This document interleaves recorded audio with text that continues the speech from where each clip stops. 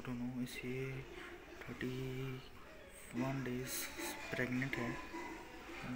इसके कुछ सिम्टम होते हैं, जैसे कि इसके देखो कितने बाल झड़ रहे हैं, तो बाल पड़े हैं, बाल झड़ रहे हैं।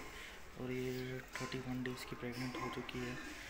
जैसे कि हम आपको दिखाएंगे, इसके जो निप्पल हैं दूध वालों वो भी पिंक कलर के हो गए हैं। देखना आप लोग चेक करना, ये देखिए ये पिंक कलर के हो गए हैं। हम आपको इसकी डिलीवरी वगैरह सब कुछ दिखाएंगे। बस इस चैनल को सब्सक्राइब करें और वीडियो को अपलोड करें, और चैनल जैसे भी होगा ऐसे ही वीडियो रोज़ बनेंगे यहाँ से। ये अपनी फीमेल है ब्रूनो। प्लीज़ सारे जने इस चैनल को सब्सक्राइब एंड वीडियो को लाइक करें। Thank you guys. New video time पर मिलिए करें।